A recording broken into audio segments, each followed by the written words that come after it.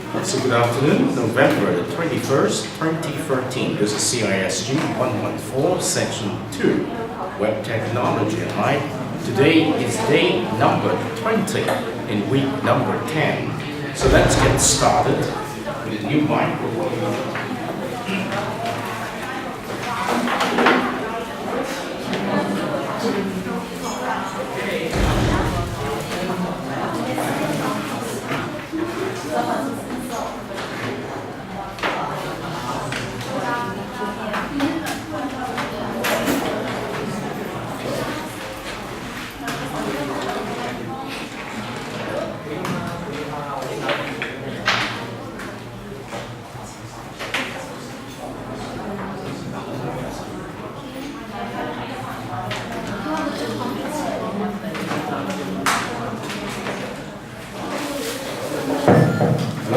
Okay, this microphone works. First of all, I got questions about where you can get the download link for the video recording software. So let me point this out to you. If you go to week number 8, okay? This is week number 9, this is week number 8. Right there, on the first block, you can see there's a link here called Camtasia Studio number 8. Download free 30 days trial. When you click on this link, you will be brought to this particular page and you just need to do a download free of charge for 30 days. Okay? And then install the software in your notebook computer and you can do the recording by pressing only one button. Okay? Everything will be recorded on your screen as well as on your microphone. Okay? So make sure you do this. Download this particular software, Camtasia Studio number 8. Download on week number 8. Okay?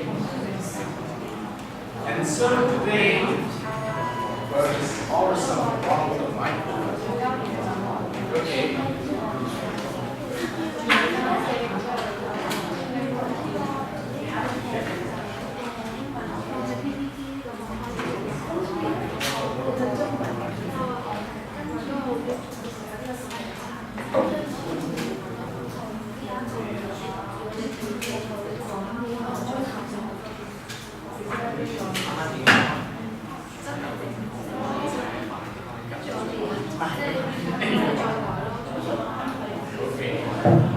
Here we go. This is week number 10, okay? This is the very last week for learning contract number 3, and also an important week to introduce you the contents where you can see right here, e-government and e-learning, as well as putting Web 2.0 into perspective. Now, definitely, I will hold you responsible for selecting an appropriate number of videos to watch here. But today, I want to walk you through 2 important videos, okay? Actually, the first one is 1 hour, but I'm not going to let you watch for 1 hour. But I'm going to let you watch for the first half of the first one. And then we're going to give you a second video to help you understand better the first video. And then, in the very final half an hour, I would like you to discuss and share with your findings from the 2 videos. And that is what kind of midterm exam you can expect next week, next Friday, okay? Because if you look at the schedule, after you have submitted your learning contract number 3, you will be given a midterm exam. Normally, I'll give you 2 days, but I prefer to have only 1 day this time, so I can still keep next Tuesday as one important class for the last learning portfolio beginning section. And remember, next Friday, you will have a very simple midterm exam, which is based on no memorizations, but the practice of journal, the practice of pair-based discussions. That's it. But you have to do the discussions and journal using the links provided, okay? And I'm now booking a computer room, so next Friday, We are going to meet at computer room mostly T103, okay? Mostly T103, okay? The midterm is just the same as select topic, okay? That could be a piece of article, that could be a piece of video, and then you watch it, okay? You watch it, you take notes, you discuss a little bit more in the first half an hour, because the midterm lasts 30 minutes sections, and in the second sections of 30 minutes, you take your discussions topic to your learning partner and involve the learning partner to discuss with you. And in the very last sections, your learning partner is going to take you into discussions of his or her topic. And so you can do something like this, just the same as in your first, second, and last learning contract. So it's nothing you need to prepare, nothing you need to remember by heart, but just come back to revisit the website, because everything will be open notes, open Moodle environment at that time. You can always go back, but there's no need to refer to anything you might have already recorded before. It's just a way for you to practice your discussions with your learning partner, okay? So, allow me to solve through today's topic, which is very much related to the government, okay? And particularly e-government. But we're going to look at it from a very interesting perspective. We're going to study that from the perspective of hacktivism. If you look at the day number 19, okay? Over there you can see digital detective. We saw something about that. And then we introduced to you, actually last week, a very interesting term called hacktivism. Now that is the term I would like you to pay some attention to. It's very important for you to understand the role of these particular words in the government, all right? So, and another word which comes with hacktivism is the very famous word anonymous. Anonymous is the name of a group of hackers who have done a lot to go against some governments, to go against some corporations, and also go against some religious groups. And today, we are going to study a little bit about hacktivism, and in particular, we're going to use the example of Anonymous to study the impact of this kind of people, groups of people, in the government. Okay, and in a sense, we can understand much of the e-government context. So let us get started with half an hour of the very famous documentaries today called We Are Legion. Okay? We're not going to finish watching it. Don't worry, you got it. When you see a sign like this, that means it's a very interesting documentary. There we go. We're going to watch only 30 minutes of it.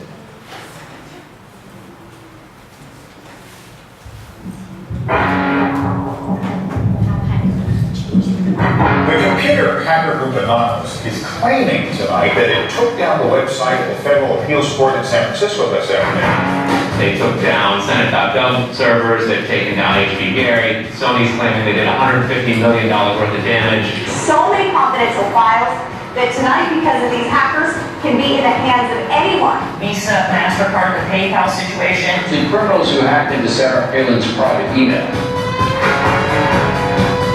The Church of Scientology says Anonymous is a cyber terrorist group of religious bigots. Anonymous and this other group called Lulz Sec. They seem to be wanting to prove a point.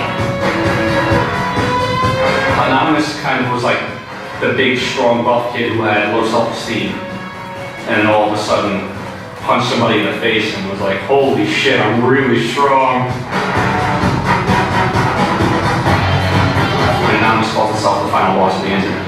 And sometimes it proves to be really fucking true. You are going to violate the freedoms of the internet, you certainly better watch the fuck out. They are kind of the rude boys of activism. There's a real rough edge to them, which I think also is one reason why they garner so much love and hate from people too. They represent a certain sort of chaotic freedom. Individual, young, nameless, faceless folks are having geopolitical impact. I mean, it's both exhilarating to realize that and terrifying to realize that. It kind of depends on how that power is wielded.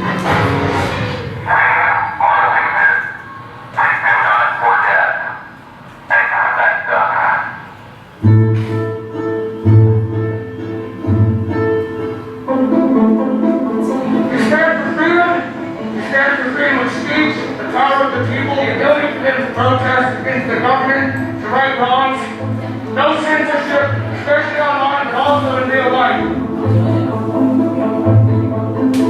We have members throughout society and all stratas and other groups worldwide. We have no leadership. It's one voice, it's not individual voices. That's why we don't show our faces, that's why we don't give our names. We're speaking as one, and it's a collective. Good time. I would love to live in a country where the government fears its citizens and not the other way around. But right now, plenty of anonymous actors are in hiding because of fear of reprisals by the government. I think more than anything, there's unpatriotic.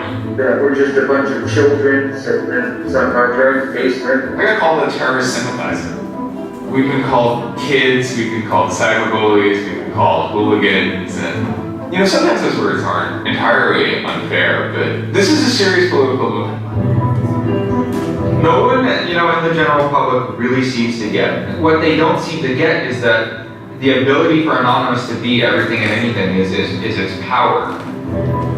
Anonymous is a series of relationships. Hundreds and hundreds of people who are very active in it, and who have varying skill sets, and who have varying issues they want to advance, and who are collaborating in different ways each day. They're a little bit like a prism or kaleidoscope. They've got many different facets and many different sides.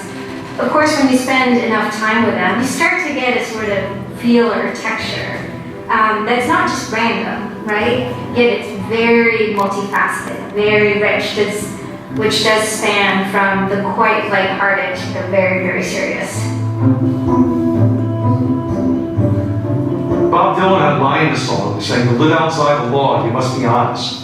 They might do something which isn't technically correct, maybe it's not legally correct, but they're doing it for purposes that in their minds at least are ethical. People who know what they're doing, who share an ethos, who have a commitment to exposing and humiliating the man, who have a very low tolerance of lies and what they perceive as evil on the part of overweening power structures. They share information, they share tools and techniques, and they are currently having a very good time. The hacker culture, as we know it, really sprang from one place. It was MIT, and it was specifically people in the Model Railroad Club, the Tech Model Railroad Club. Hacking originated as humorous pranks. When the guys at MIT put a Volkswagen on top of the dome of the building, and people woke up and saw the car up there in the morning, or they measured a bridge by the body lengths of somebody, I would say his name was Brian, and discovered the bridge over the Charles River was, 822 Bryans. These are funny things. That's where hacking originated and migrated into engineering and computer communities. It's pranks. I'm Chris Stoffel, former member of the Loft. We don't necessarily say hacking group because it makes it sound like we're hacking, so we used to call it a hackers think tank. Hacktivism was a term coined by a group called Cult of the Dead Cow. The Cult of the Dead Cow was really kind of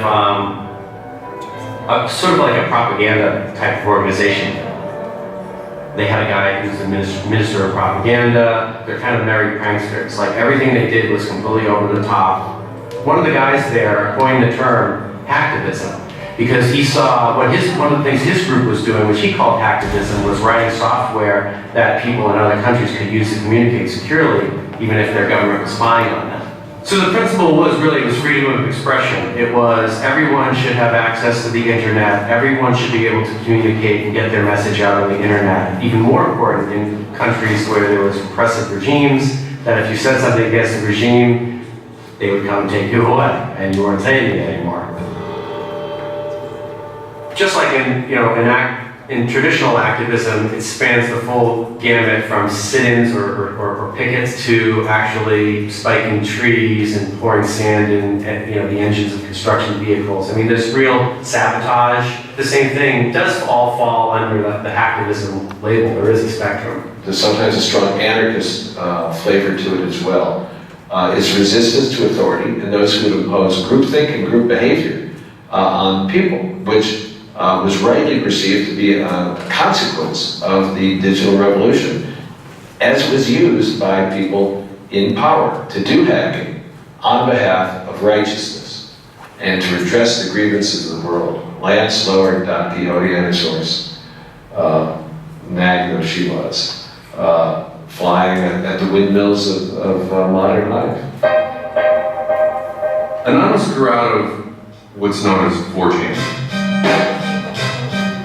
Essentially, this is just a website where people can upload images and you don't actually give your name. It's just sort of anonymous. When you look at 4chan, you're often surprised because it looks like a site from like 1995 or something. The idea is very simply you post a comment, you post a picture, and you can post under your name or anonymously.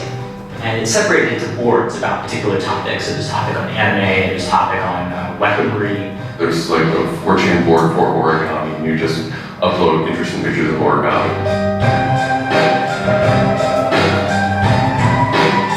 And then there was a group called the B board, which essentially was for like anything goes. The first time anybody goes on B, it's kind of an instant revulsion. Because there's never a time that you go on there where you don't see something horrible. That instantly puts off a lot of people. The idea is post something that can never be unseen. Half of the posts on V are there specifically to make people not want to come back to V. It's what you get when people are allowed to express themselves with absolutely no script whatsoever. It's the kind of sum of human imagination. People can get together, think together without any limits of parameters. It's the most vile, disgusting, and funny thing on the internet.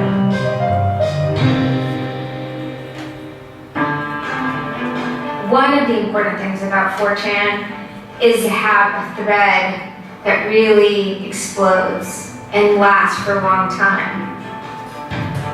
If it doesn't, then it disappears. It's a site that's not archived. So it creates conditions for anything that grabs attention at some level.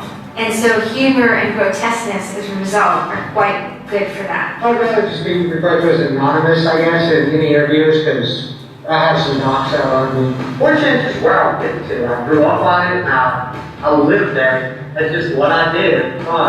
It takes a thick skin to enjoy it. But, as long as you're not offended, you'll eventually come to something really cool or really creative on 4chan. I think the most interesting thing about it is how you can watch your memes evolve. You'll see something posted one day, then a week later it's got 50,000 mirrors of it. The meme is basically just an idea. It's kind of like a gene, but in the realm of the idea. A lot of the great internet memes that we all know and love, little cats, right?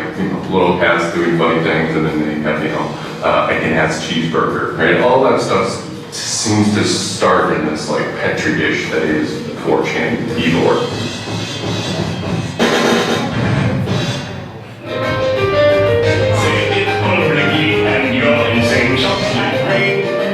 Name any meme from the last about 6 years, and I'll bet you either in its first posting ever was on 4chan, or at least one of its earliest revisions that became what it was on 4chan. I can see the food situation is so we'll be on our way.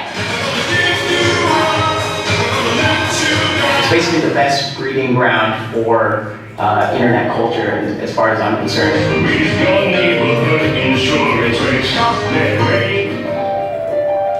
4chan is also very known for acts of trolling. Trolling is a fucking art. Trolling is getting the person you're talking to as pissed off as they possibly can, and for no reason except for your own enjoyment. Maybe you're trying to illustrate a point, but it's mostly for your own enjoyment. For them, it's funny that like people think the internet is serious business, and if people think the internet is serious business, it's a troll's job to make their life terrible. The idea of anonymous came initially as a joke. I mean, somebody suggested that what if the whole site, what if 4chan, what if B was just one person? And what if that's just one guy called Anonymous sitting somewhere, and you're just reading all these posts by one guy? And it kind of looks like that from the outsider's perspective. I mean, there's no way to tell the difference. It might as well be one guy. Fox News did very famous segments about it. They call themselves anonymous. They are hackers on steroids, treating the web like a real-life video game, sacking websites, invading MySpace accounts, disrupting innocent people's lives. And if you fight back, watch out. Destroy. Die.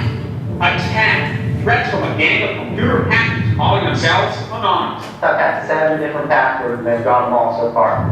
Anonymous hacked his site and plastered it with gay sex pictures. His girlfriend left him. She thought that, well, she was guy. As long as I can think back, Anonymous has done some pretty off-color things in the name of getting the cheap laughs, you know. But, I mean, that's part of the culture. LOLs is a corruption of LOL, which stands for laugh out loud. Anonymous gets big balls from pulling random pranks.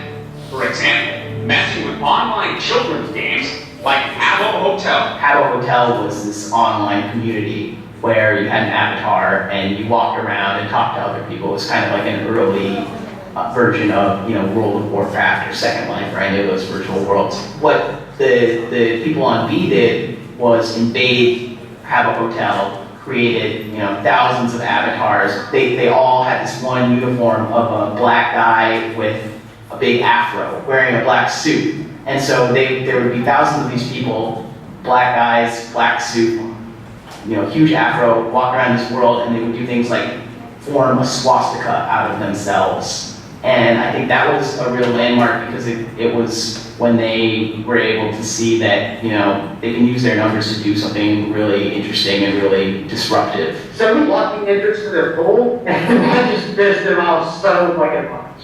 It was fucking beautiful. That was fucking just wonderful. Wonderful times. Those kids love that pool. They love the shit out of their pool. The goal was actually to offend everyone, simply because the idea that we could offend you by drawing a little shape on the screen was stupid to the people involved in it. They were like, really? You're going to get that mad over us just drawing this on the screen? Wow, well, you need to refocus a little on life, because this should not be upsetting you that much. All these different organizations online, whether it's 4chan or just any website, there's typically a community aspect to it. This is where people have their social relationships. This is where their friends are. This is where they have a creative outlet. And so all those aspects are going into groups like Anonymous, where people feel like they're part of a bigger thing and they're able to express themselves within that group. There were certain words, certain phrases, certain ways people would respond to things, certain images that were posted that created a pattern, and that pattern was, I guess, the origin of what is now Anonymous. It's like Freemasons, this is humor. And so much so they have this common symbology, and one of their chief joys, which is kind of wrapped up in power and secrecy, was the fact that they could recognize each other by referencing these symbols, referencing these phrases. Over 9,000. It's over 9,000! I lost my iPod.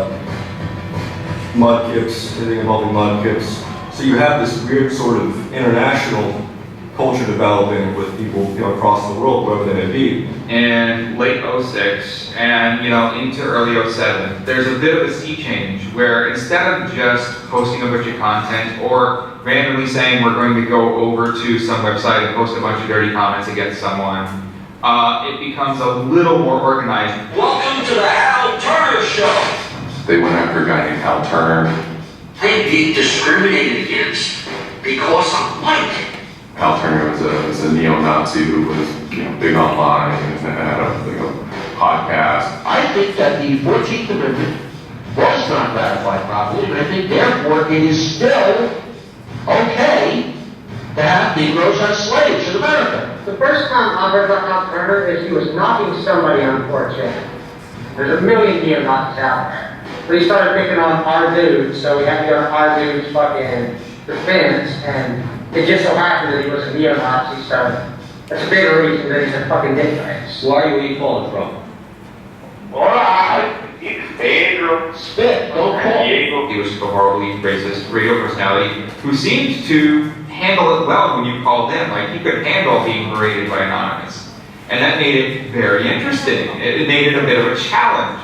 It wasn't some guy who just either crumbled or stopped answering the phone. It was a guy who would yell back. Al Turner was the first, actual person that, Anonymous caused trouble for, but the circumstances ended up being significant. The DDoS, his website, stuff like that, costing him thousands of dollars, bandwidth fees. The anonymous service has been around for a long time. It's the equivalent of like if you, for some reason wanted to disrupt a bus service, right? You can hire 1,000 extras to all go and like line up at the bus station, right, and get on the bus. And so that anyone who was really trying to get on the bus could do, right?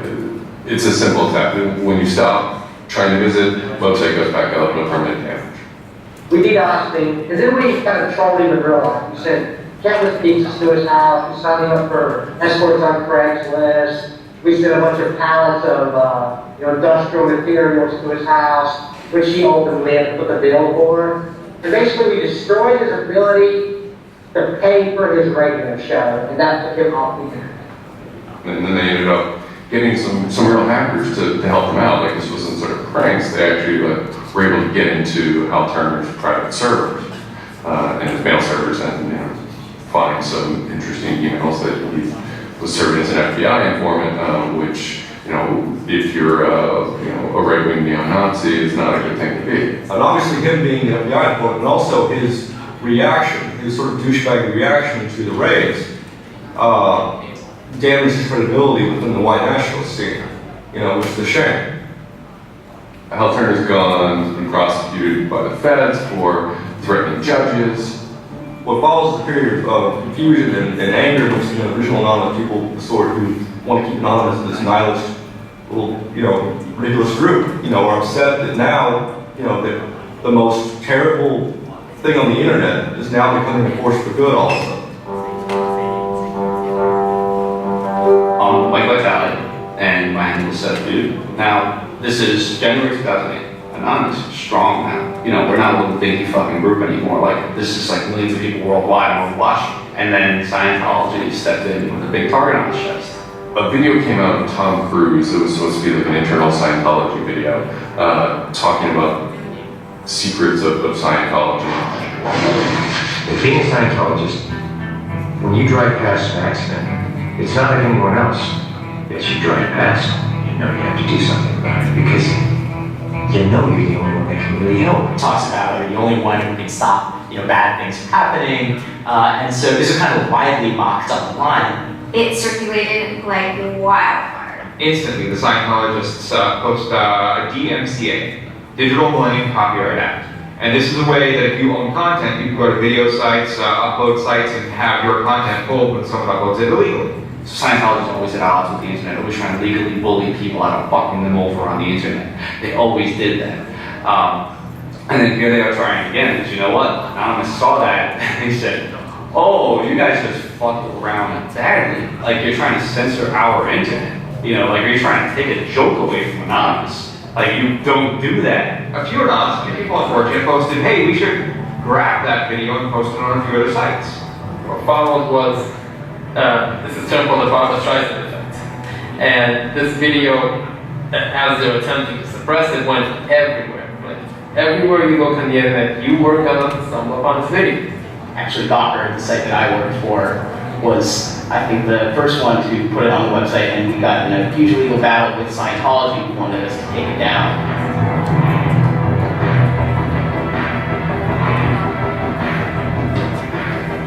Scientology is an interesting target because in some ways it's the perfect inversion of what geeks and hackers value. at so many different levels: science fiction, intellectual property, discourses of freedom, science and technology. It's very proprietary, it's closed.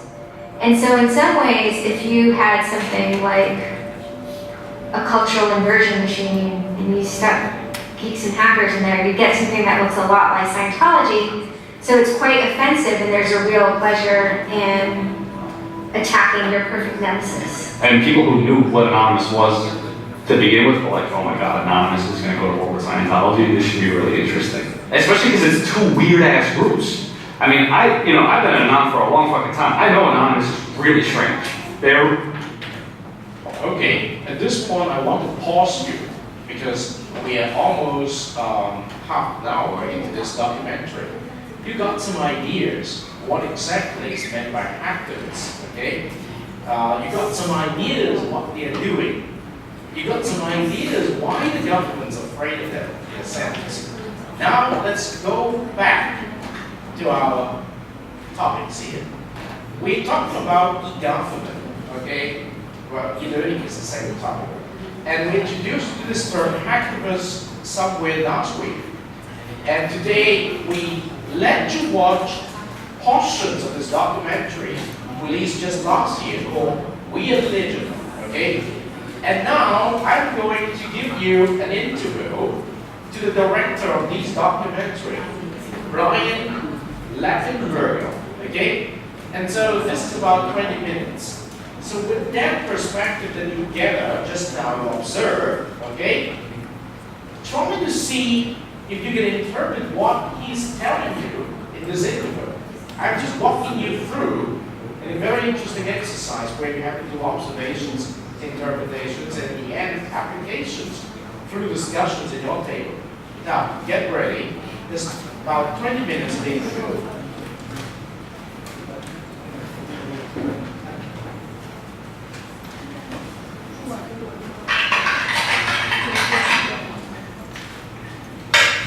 And joining us now in the studio, Brian Laffenberger, director of the documentary We Are Legion, the story of the hacktivist. Welcome, nice to meet you. Thank you. Okay, so relatively new word, hacktivist. Let's start there. Yeah. What is a hacktivist? Hacktivism, loosely defined, is using computer systems to make a political point. What we do at the film is we go back in the 50s actually. We look at original kind of hacker culture, the hacker ethos. And then we sort of, fast forward into the 80s and 90s, and hacktivism really begins to blossom with the internet. Right? So around 95 to 2000, there's lots of really interesting examples of people. We all have a website for the first time, so those websites are getting defaced for all kinds of political purposes. And people are beginning to understand the internet as a tool for political communication.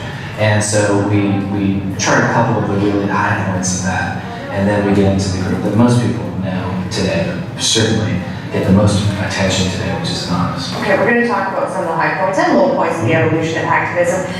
But I guess the question is that this has been growing, evolving, but why is it important to tell this story now? Well, Anonymous has been on quite a tear in the last year and a half. I first got to know them when they attacked the Church of Scientology in 2008. I was kind of mesmerized by these actions. I know there's lots of protesting in Toronto at the Church of Scientology, but here it was a kind of an unusual scene, right? I mean, here it is a church created by a science fiction author, being protested by people wearing masks created by a science fiction author. This was something kind of bizarre and intriguing to me, and I kind of thought about making a documentary back then because it was something new, right? The internet had never called forth live human beings to the street to protest. Now, it's the model for online activism, really. But this had never happened before. So I was curious about that, thought about making a documentary, but it really started when Anonymous attacked MasterCard, Visa, and PayPal in December of 2010, when those companies cut off financial services to WikiLeaks. It was clear to me that this was something very different than Scientology, some similar kinds of themes and principles, but clearly this was a new kind of direction, and we're going, much bigger numbers of participants. And at that point, it was sort of the spark that made me as a documentary filmmaker want to sort of sit up and take notice and just say, well, what's happening here? It was also the spark that made a lot of news, nightly newscasts, pique their interest as well. I just want to show a little bit of footage from your documentary about that. Let's take a look. The computer hacker group Anonymous is claiming tonight that it took down the website of the Federal Appeals Court in San Francisco this afternoon. They took down Senate.gov servers, they've taken down HB Gary. Sony's claiming they did $150 million worth of damage. So many confidential files that tonight, because of these hackers, can be in the hands of anyone. Visa, MasterCard, the PayPal situation. The criminals who hacked into Sarah Palin's private email. The Church of Scientology says Anonymous is a cyber terrorist group of religious bigots. Anonymous and this other group called Lulz Sec. They seem to be wanting to prove a point. Okay, Brian, so that's a little bit about what Anonymous has done, but who are these people? Who are they? What are they? Well, that's essentially what we tried to unpack in the documentary. That's the question I was asking. You know, where did they come from? Who are they? And the conclusion that I've come to is really that it's, I subscribe to the notion that they're a culture. This is a kind of online culture. They have their own history, their own kind of language, in some sense a kind of code of ethics. There are jokes and things that most people, outsiders, wouldn't get or, be sort of, they just don't understand. That's true with the language too. So that's how I look at them. And I think that they're a significant culture of the modern age. There's sort of this decentralized network of people from all over the world that have come together in this culture, as you say. And your documentary sort of the narrative stitches all these disparate voices to tell their collective story. But I mean, is there a set of core beliefs that people who come to join Anonymous sort of share? Well, it's difficult to try to understand exactly what they're because Anonymous is so big and they so many people. There's no card-carrying members of Anonymous. You don't sign up somewhere. People just can kind of say they're anonymous and they're anonymous, and start to sort of hang out where Anonymous hangs out. Relay chats, these kinds of things, and starts to kind of become a part of the community. There are a few things you can look at that narrow down their focus. Certainly freedom of speech. Certainly the right to protest online, and certainly the kind of freedom and chaos and creativity of the internet. They're kind of fierce protectors of the internet. So things that you've seen recently, like SOPA, PIPA, CISPA, ACTA, these kinds of the online protests, where people don't go with those activities. Well, these are efforts on the parts of governments to control it. Right. When that happens, you're and there were great protests against things. And they were protesting against it. Yeah. So when that happens, you'll see Anonymous actually, no doubt. But there are plenty of there are queer groups. There are people of all over the world that protest. In almost any cause you can think of, Anonymous, when it has to do with human rights, almost always non-violent human rights protest. Anonymous is there, kind of helping. In some form or another. And there's probably hundreds of operations going on right now. Anonymous, interesting name. I'm going to get you to tell me about that. But what I also find interesting is how they disguise themselves in this very infamous mask. Tell me about the mask and where the name Anonymous comes from. The name Anonymous comes from where Anonymous originates is a site called 4chan, which is a kind of a really rudimentary message kind of board where you post a picture and you write a comment. And when you don't give your real name, this isn't Facebook where you are your real person, that you are literally come up as anonymous, that says anonymous plus a string of numbers. So there was a joke occasionally that happened early on that said, well, what if this anonymous guy is just one guy or one person making all of these rather crude jokes and hilarious kind of shows? Well, it kind of looks like it might be because every post says it's anonymous. So that's part of the origin of that as a name. The Guy Fawkes mask came as a very practical solution when they, a practical way of hiding their identities when they protested the Church of Scientology. Scientology has typically been very litigious against their critics. Members of 4chan, when they kind of reared into action in order to protest Scientology, were looking for a practical way to not show their faces. and it happened to be around the time of the movie V for Vendetta. It wasn't the only choice. They talked about other choices too, including the green mask from the movie Mask.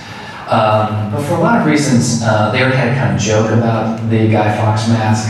There was already kind of a meme about it, and so there was kind of a natural. That was kind of a natural thing to kind of grab onto.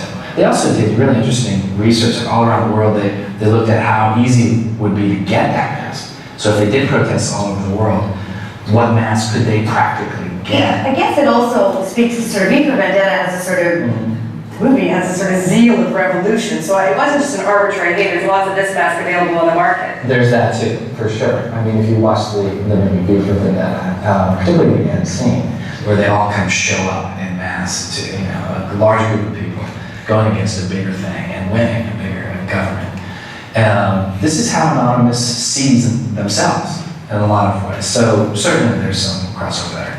You have talked about 4chan, a message board where people post things, mostly jokes, making commentary on things, and that's sort of what it began as. But what influence did 4chan have on internet culture? Because it was significant as far as your documentary says it was. Absolutely, I think it's very significant for, in the broad stroke of internet culture, I do think it's significant. 4chan, I think, my opinion is that it sort of has, part of the way that it's built has helped define the internet culture. You've got, what you do, essentially when you go to 4chan, you type a comment and you post a picture. And that, people tend to build on that kind of thing. So they'll see a picture and they'll try to add something to it, right? And there's so many participants and it refreshes so quickly that in order to kind of have a presence there, you have to be really funny, or you have to be really disgusting, or you have to be stand out. You have to stand out. Yeah. So it creates these, in some ways it creates these kind of almost a competitive conditions to create something that people really respond to. And so memes tend to come out of 4chan. And if they make it out of 4chan, tell me what a meme is. A meme is essentially, in the film they say it's like a gene almost. A meme is an idea, really, that people build on and add on to, and becomes a well-known sort of internet kind of, or an idea that kind of proliferates through the internet. And 4chan is great at these. A lot of the really funny ones that you've seen come out of 4chan, like lolcats is one. People like loud cats. I didn't know that for years, honestly. I think I was the last person to find out what lolcats are. Yeah. There you go. Right. Lolcats is funny. The pictures of cats with funny sayings. Right.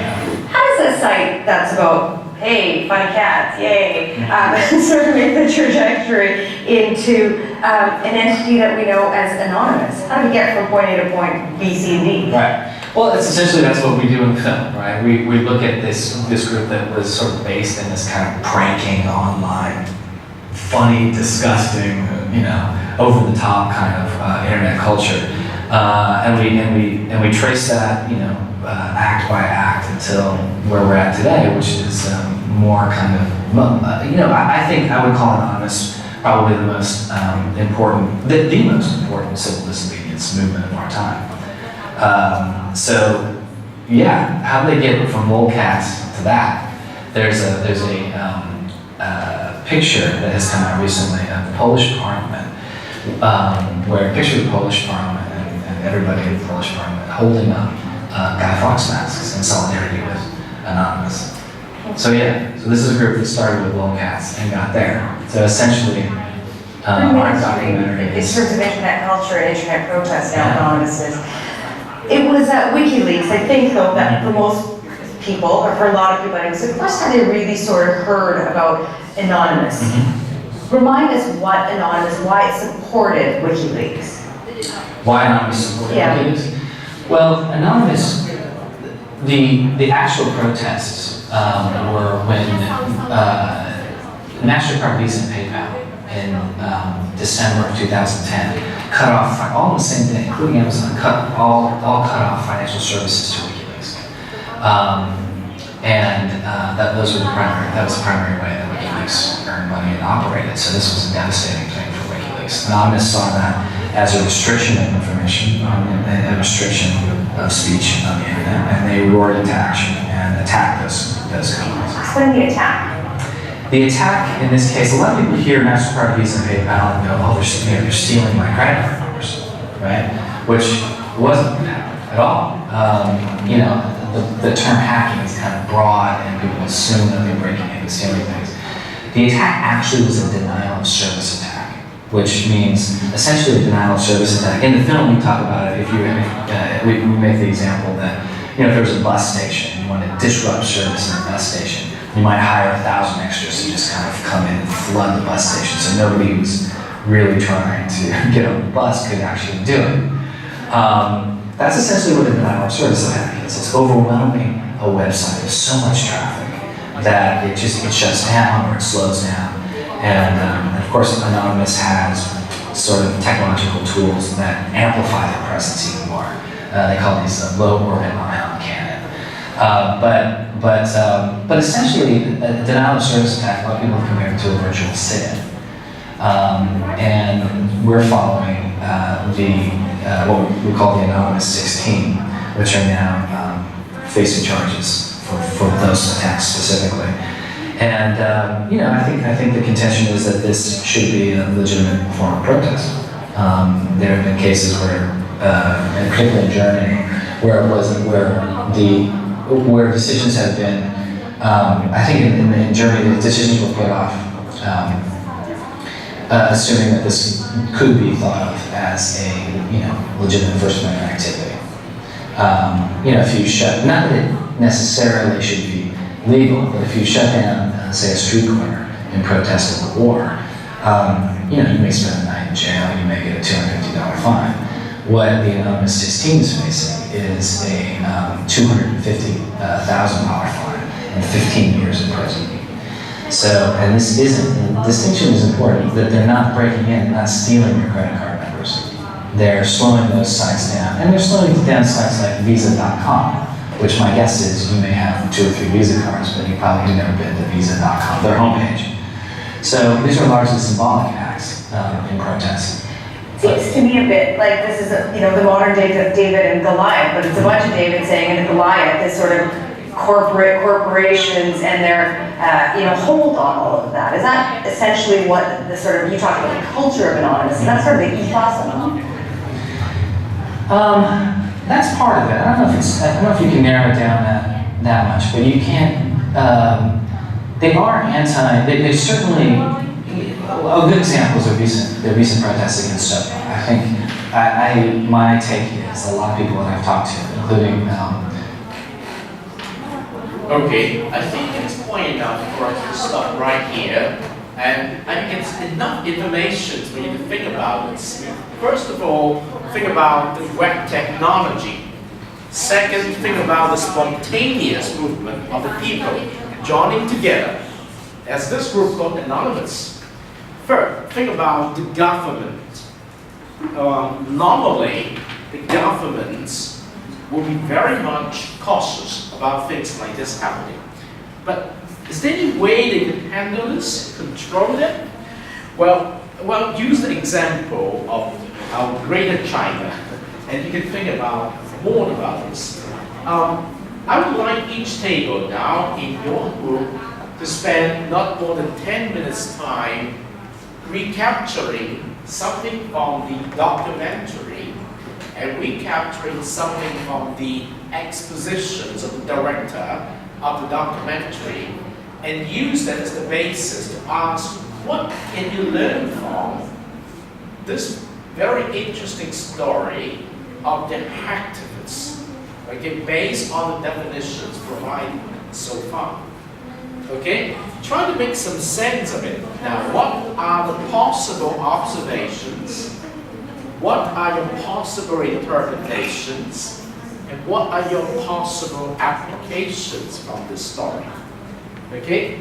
And I know a lot of you are very busy, and I'm glad to see that you're still working on your learning contract number 3. Today, later tonight, you will see the names up to collect your work.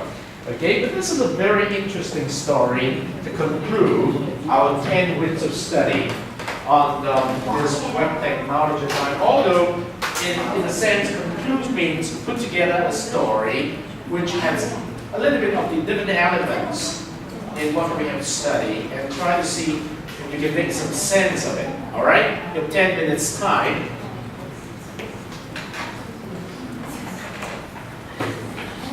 Do you understand what you're doing?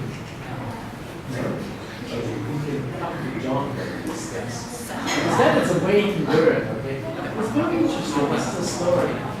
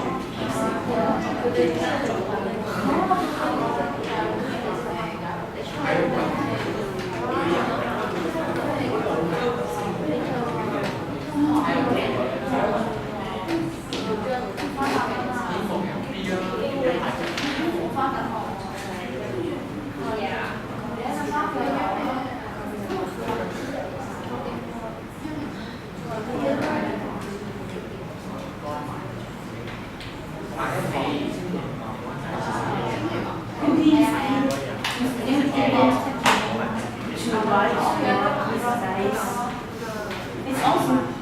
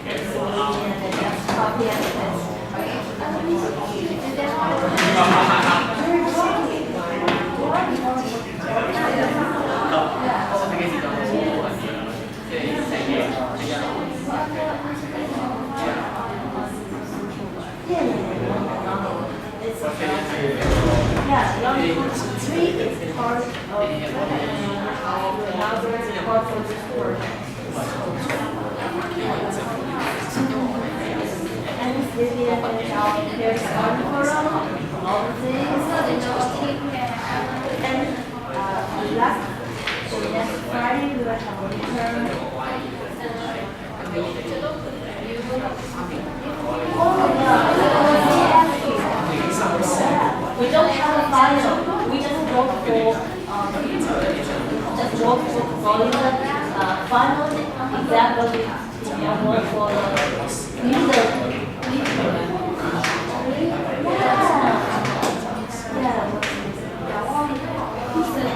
I think that we didn't have to take care of it. We just have a class.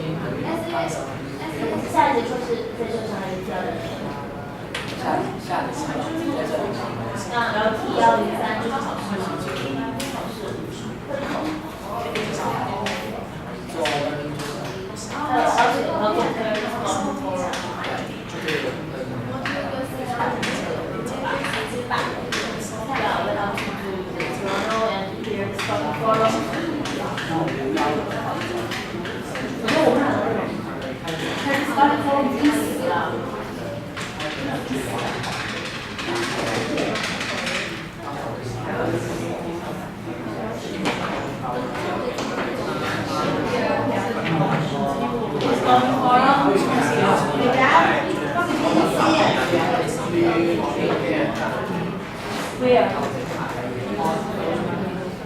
5, 5, 6, 7. 5, 6, 7.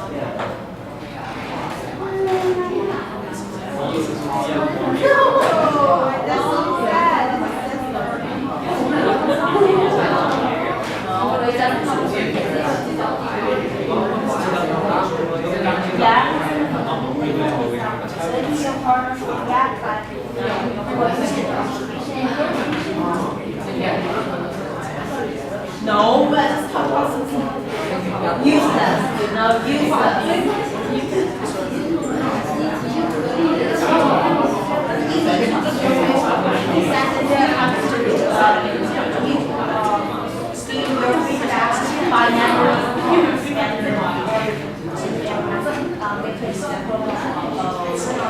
observations, 1, 2, 3. Interpretations, 1, 2, 3. Activations, yes, I will see you. No? Wow, no, just too fast.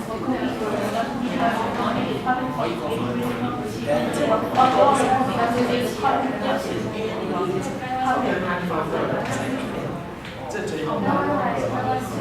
这个 topic name 是过来的。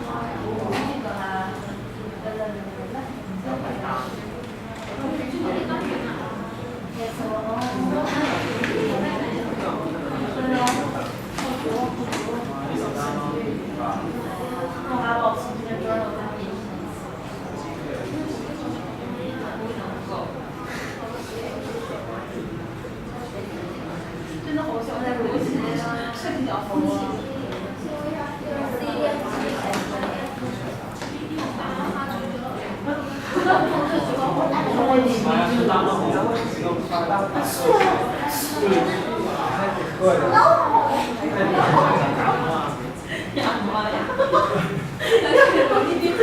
说什么就说什么。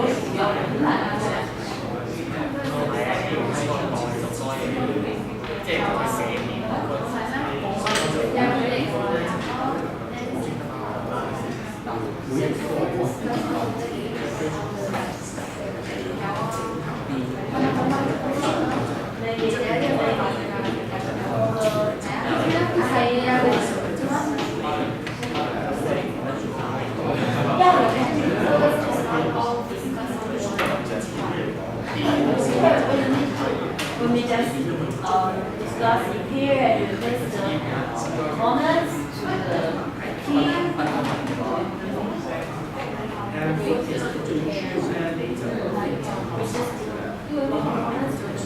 This is everywhere. To the peer discussion forum, team discussion forum.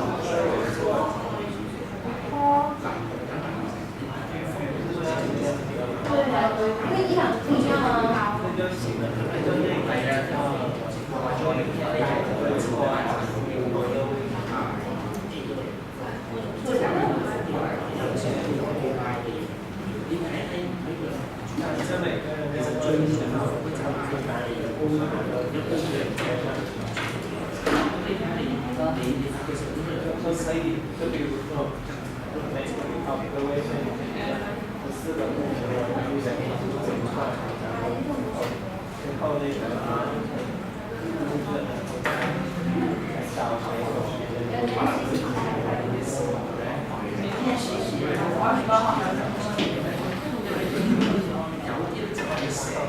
我还有专业课，那个 project 做废了，然后那老师说如果那个 project 做好是挺难的，可是我觉得我也拿不到，因为我们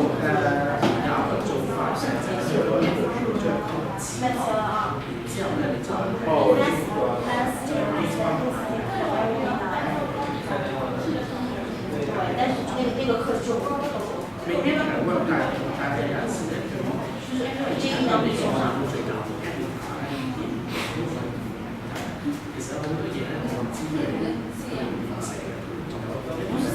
也差不多就是我们那 area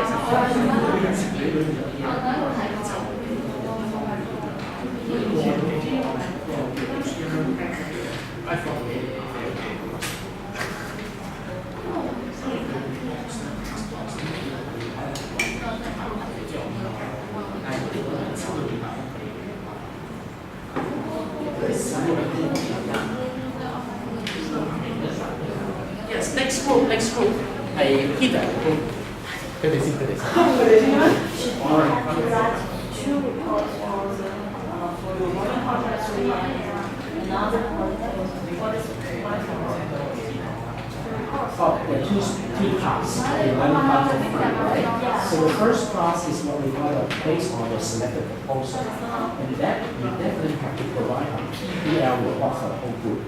Okay? And then for the second class, which is based on learning contract number 2, okay? Just like in the learning contract number 2. At that time, when you do the report, it's 2-pair report. Because in one pair there are 2 topics, and one pair 2 topics, right? So you can actually submit the report just the same as in the way, just the same as in learning contract 2, because you have 2 pair here. And each pair has some number of topics to finish, right? And actually 5 in this case. So one pair you do 2, the other pair you do 3. So in that case, even though you do 3, in your case, you can take all pair. When you submit a report, just 1 topic per person. So actually it's 4 topics.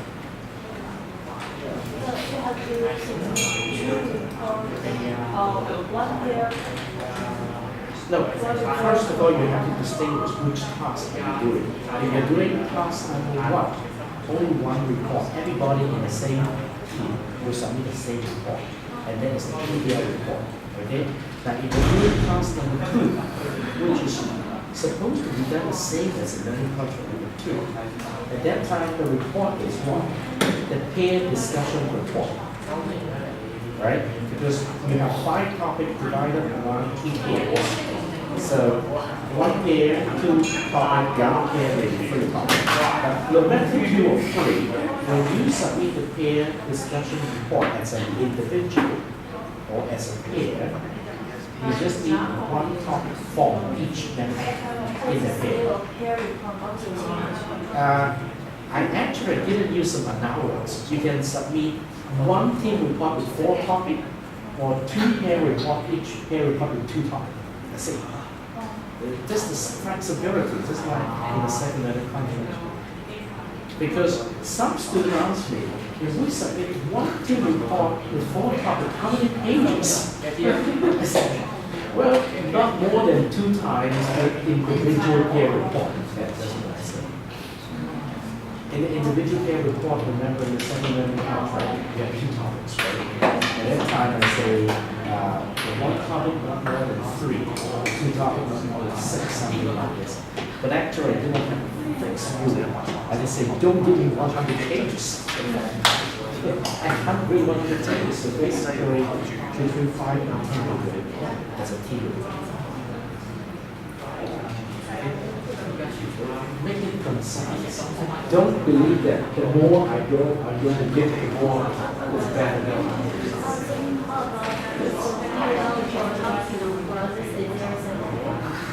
Exactly just the same as the report guideline in the learning contract number 2. Yes. Because this is what we're practicing. Even in PBL, basically there are 7 observation, interpretation, application. But you have to synthesize that. So, also like this not exactly like this form. If you go to the learning contract number 2 submission, okay, and you have the format there, the criteria for you to follow. Remember how to write the report in the first learning contract and the second learning contract? Yes. Just follow the same. It's actually the report you have to submit. The video could be based on your report, and the report must contain yes, the proposal is 3 questions, right? And each question is going to be done in the form of OID, then synthesize. Of course, you cannot just put with the whole lump sum. You have to synthesize, summarize, put all the most important things. That is the purpose of it. Okay?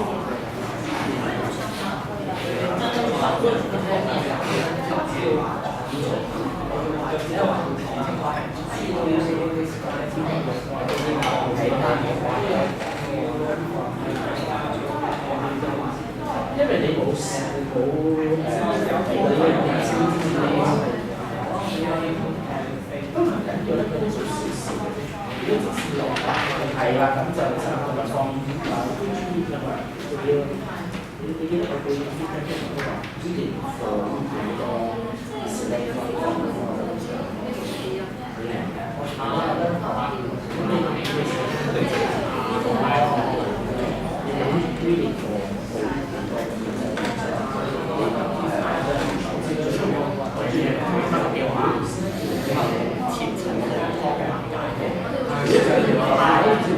我用自己簽。呢兩個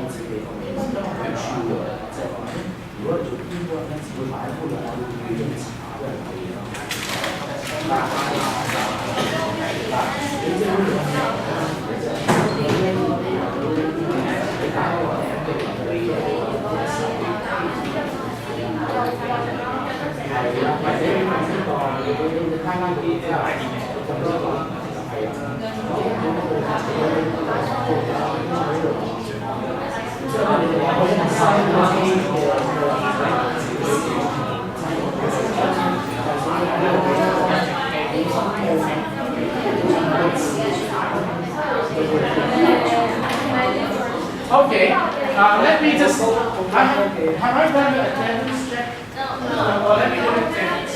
Okay, Karen, you know?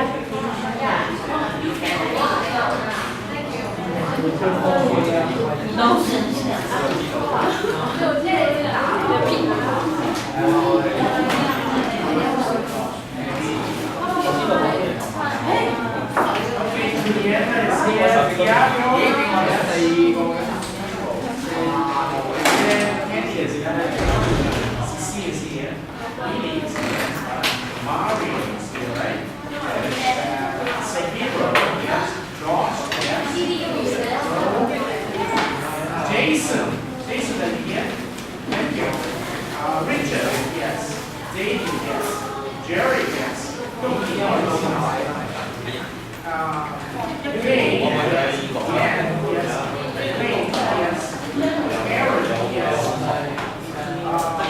Thank you. Yes. But here,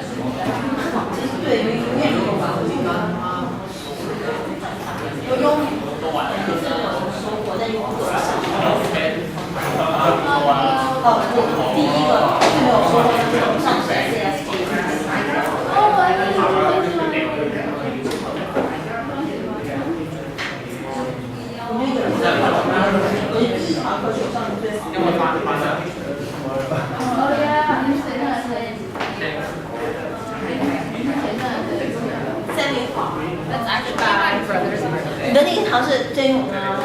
好。I understand.